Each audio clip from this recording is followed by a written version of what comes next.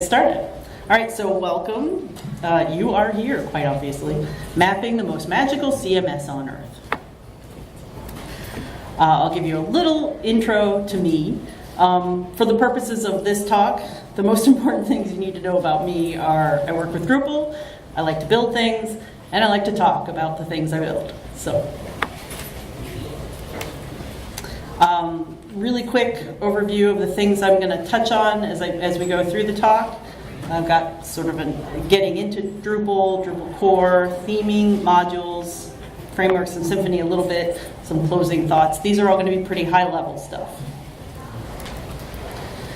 So, I came into the Drupal community relatively recently from a background in development and technical consulting, focused primarily on portal software and knowledge management. I'm very comfortable with the concept of modular software that you can assemble to meet your information access needs, potentially without a lot of custom code. When I first encountered Drupal, it looked kind of familiar. I felt like it would be pretty easy to get a grip on.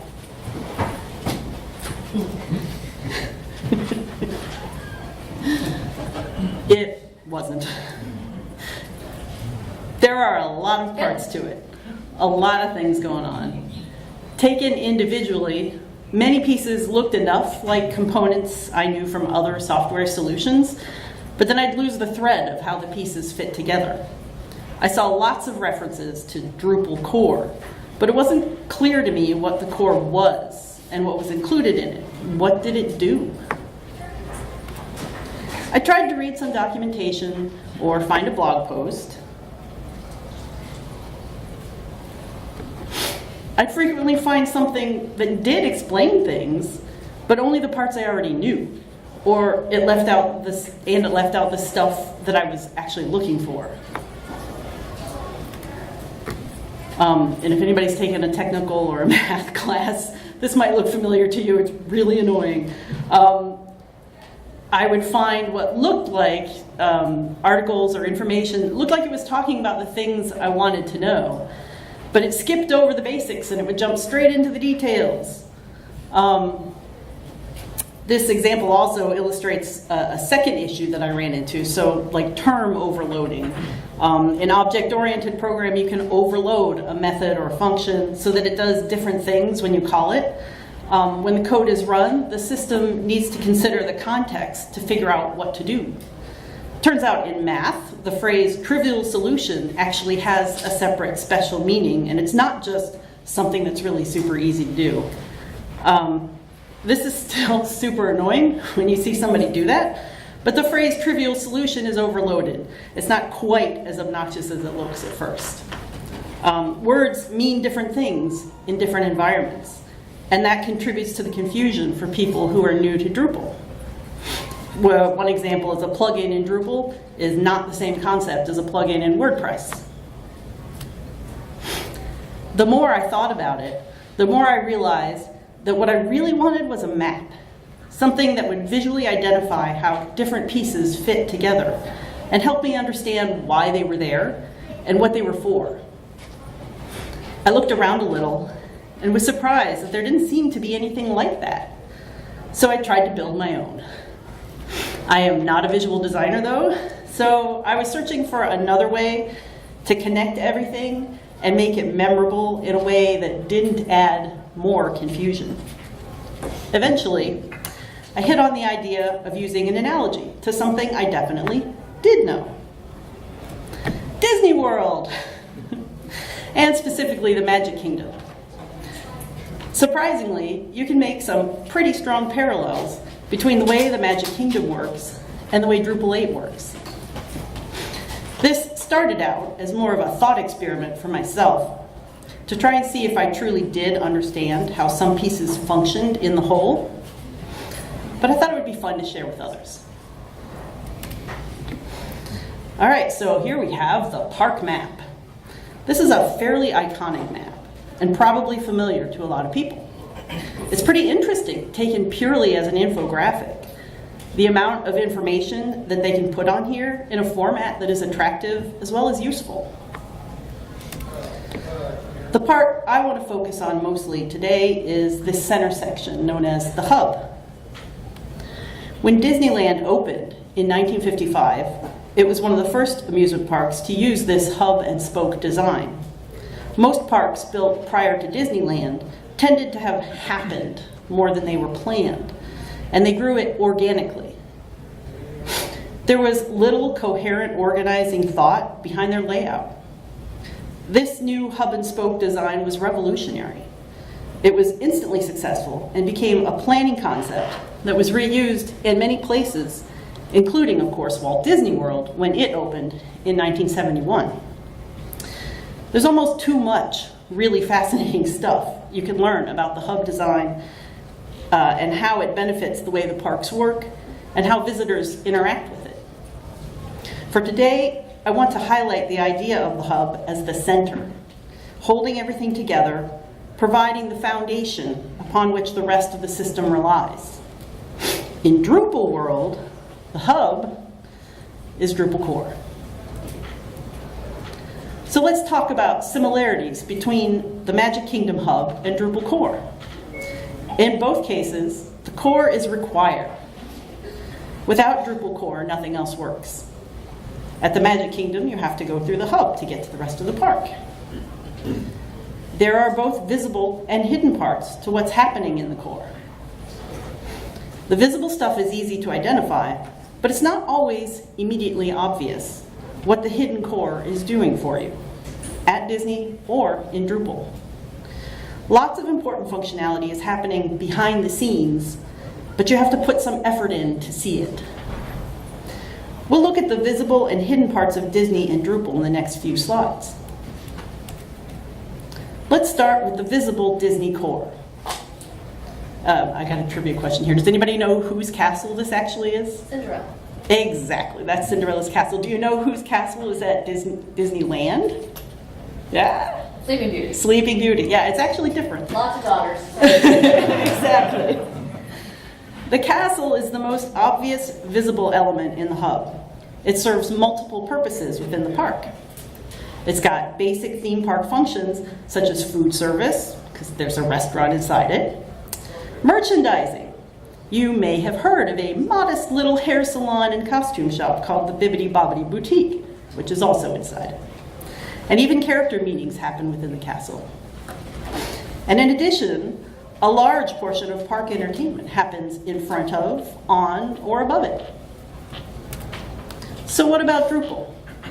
To illustrate visible and hidden Drupal elements, let's turn to my amazing Drupal core map.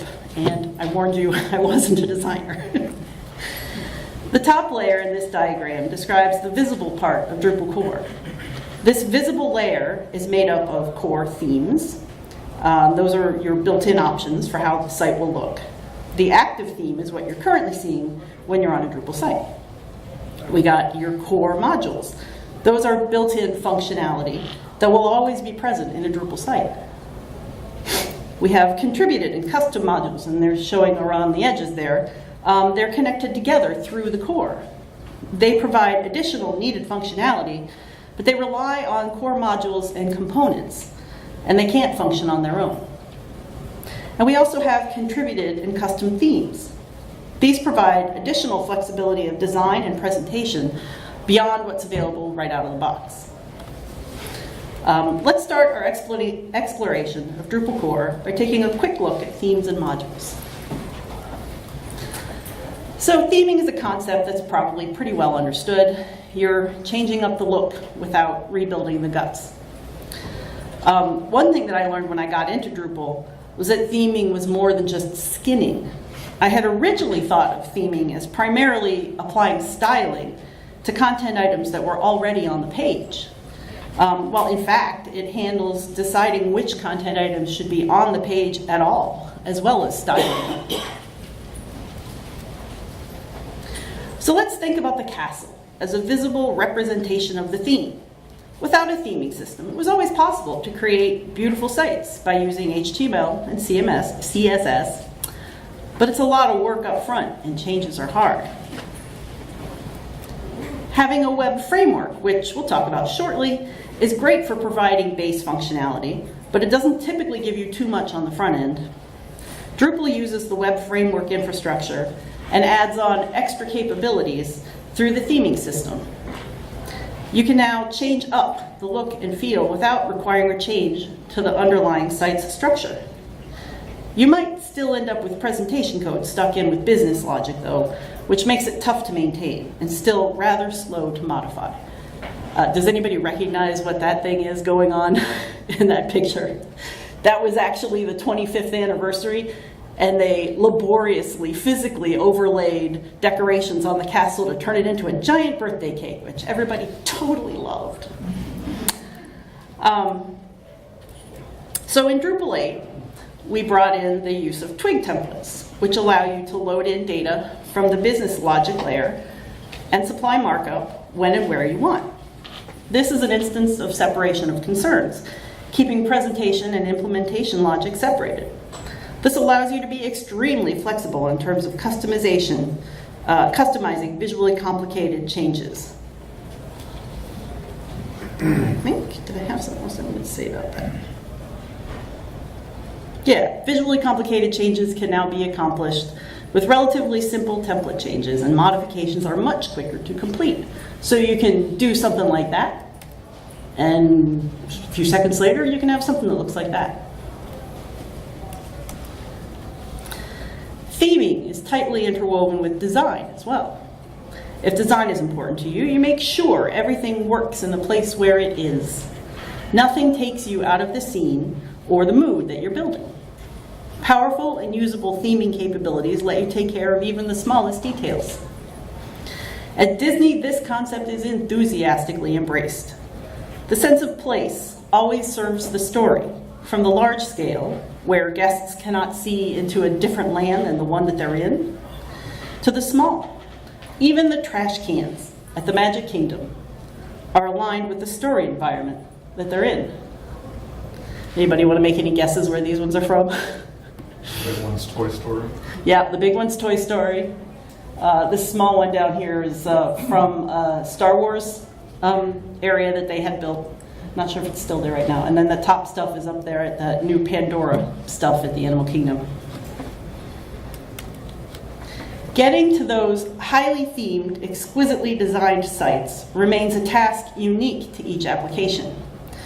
Drupal provides a small number of themes included in Core, with the expectation that you'll be creating a customized theme anyway, but you need something to start with. Some of them, like Bartik, Seven, and Stark, shown here, are visible and selectable from the admin interface. You could use them for your site if you wanted to. Others, such as Classy and Stable, are intended to be used only as a base on which to build sub-themes. They provide a common starting point, and that will remain up to date with any core changes. Now let's switch focus and talk a little bit about modules. Modules are pieces of new functionality packaged up in a discrete component that can be attached to a Drupal instance. The ability to add on new capabilities to Drupal without rewriting everything that's gone before is a huge benefit. Disney doesn't have quite the flexibility that Drupal does, but they do occasionally create conceptually similar additions to the park that don't change the existing functionality. A recent example is the Sorcerers of the Magic Kingdom game. This one was added in 2011. The game blends a storyline with a collectible interactive card game. Guests travel to different magic portals throughout the park and use the spell cards they've collected to defeat an assortment of Disney villains. It's kind of hard to see in that picture, but the kid's holding up a card to the magic portal. That's how you actually play the game. It's an entirely new park activity, but it doesn't change any of the pre-existing attractions. They just added it on. As with themes, it is quite common to develop custom modules for use in your application. It's not quite as universal, though. The large and growing collection of contributed modules means that if you need new functionalities, new capabilities in your web application, it may have already been written. I grabbed this particular screenshot a day or two ago, I think. So just for Drupal.8, you're up to like 5,700 something contributed modules. So there's a lot of stuff out there. Some modules get added back to core. One of the benefits of working with open source software is the recognition that good ideas can come from anywhere. Drupal core is guided but not dictated by the core contributors. If an idea and an implementation fit well with overall goals of Drupal, contributed modules can be added into Drupal core. The focus is to identify good ideas and powerful features and incorporate them into core to better serve the users. Is there a Disney example for this too? Yep. The redesign of the Magic Kingdom hub area around 2015. So prior to 2015, and this is just prior, this is like 2014, they'd already started some work. The hub looked pretty much like this. So you had, at the very top is the front area, pavement in front of the castle. And you have that central area. There's just one ring, and you have the spokes hanging off of it. And it worked, it did what it was supposed to, but there were some opportunities for improvement. So after the 2015 design, the hub looks more like this. There's more space in the central area, especially on the walkways around the pavement. More room for people to stand while watching parades, castle forecourt shows, or the nighttime entertainment. There's a second ring of walkways. People who are trying to move between the lands can flow more easily without needing to merge with potentially stationary crowds in the center. The overall effect is better crowd flow, while still increasing the space for people who want to see events and shows centered around the castle. Disney took an idea, more space for show audiences, better traffic flow, and incorporated it permanently. But not all contributed modules make the big leagues, and that's okay too. Disney constantly tries new things out, and not all of them are big hits. I'm sure you all remember this smash hit of in-park entertainment, Stitch's Supersonic Celebration? No?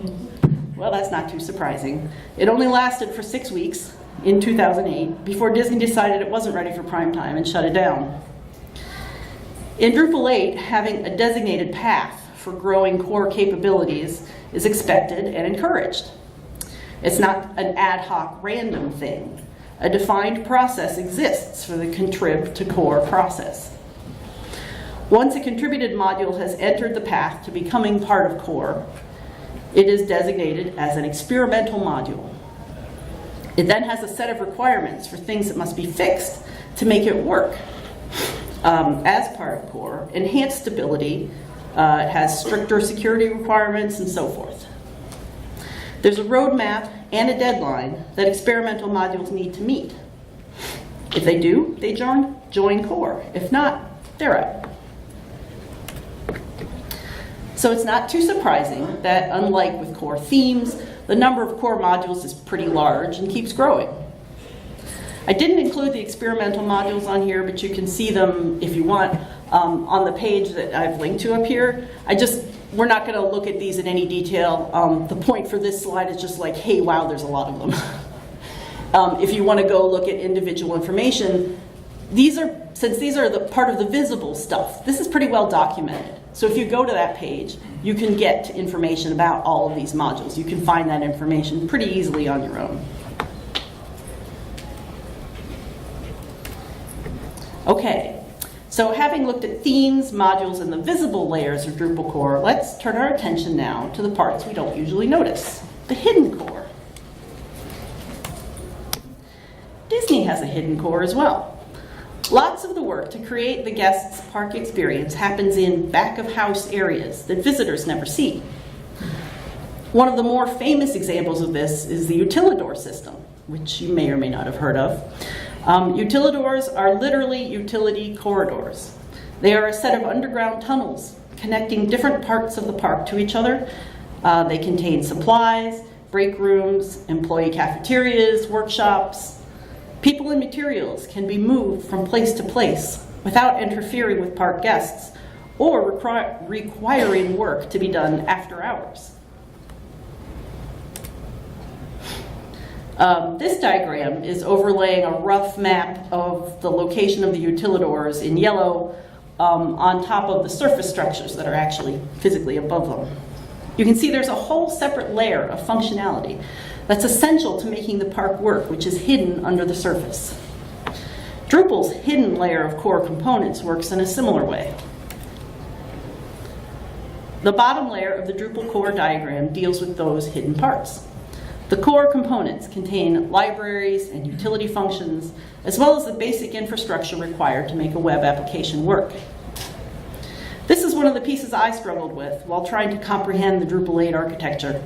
I saw articles telling me that Drupal 8 was now based on Symfony, woo! But then there was no further explanation about why that was a good thing or what that actually meant. Maybe you've wondered the same thing? So let's take a quick look at what we mean when we say web framework, what Symfony is, and what it does for us. The word framework gets thrown around so much, but it's rarely ever defined. Since we're trying to clear up basics and fundamentals, let's go ahead and include that as well. If you were building a car, there are certain features you'd need, no matter what.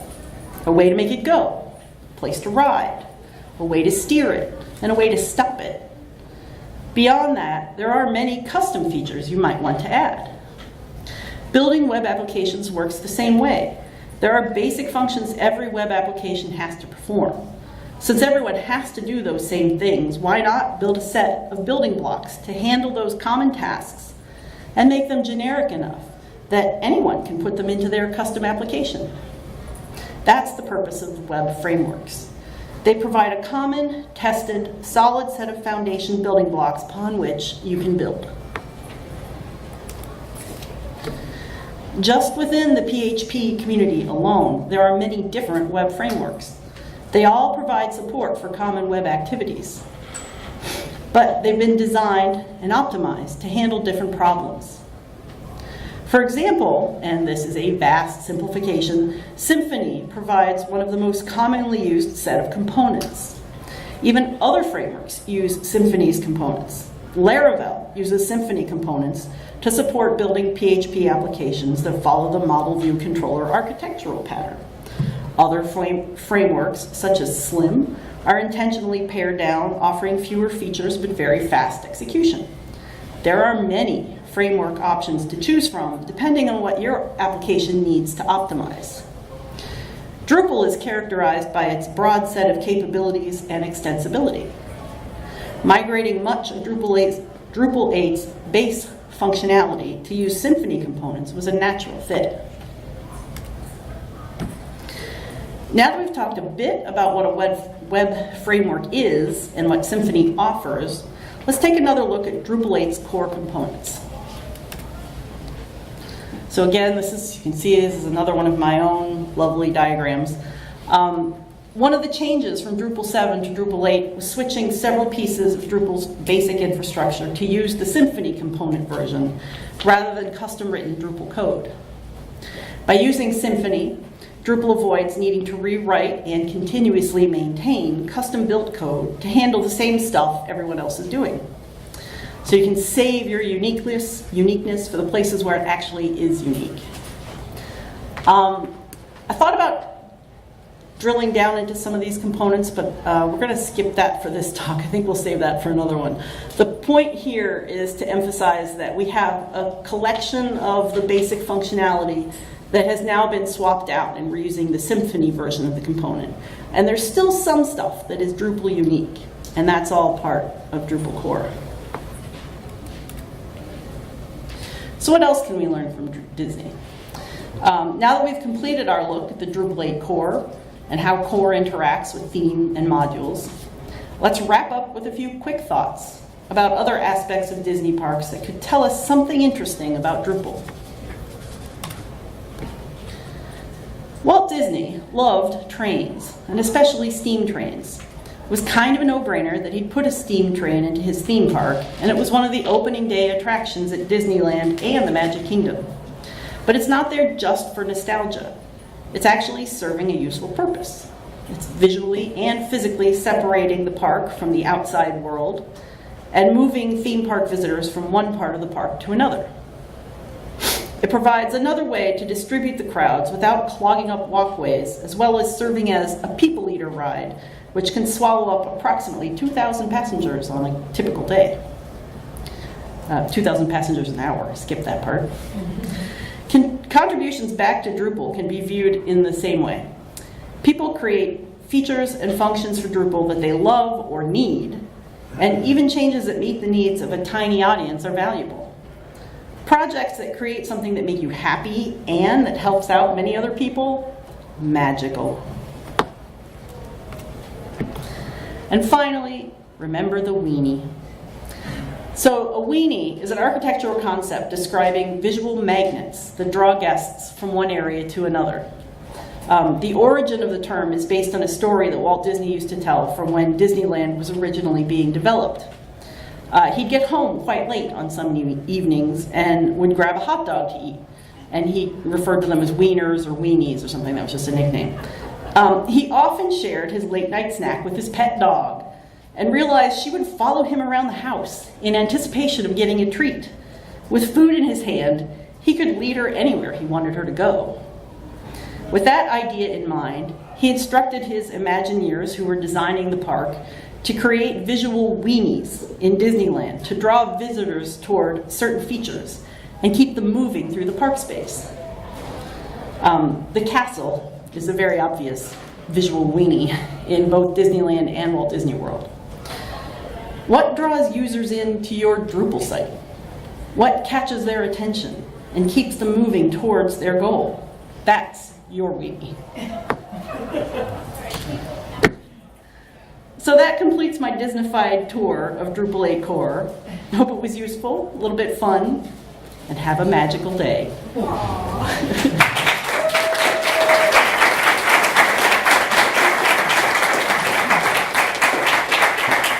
And I did want to point out this this particular website, if you are interested in looking at the individual components that are shown on that one slide that I had with Symfony stuff in the middle and Drupal around the outside, that particular blog post had a lot of really good information in it, so I wanted to call it out because it goes into more detail on what each individual component is doing. So that's a good resource for you. All right, thanks. Thank you.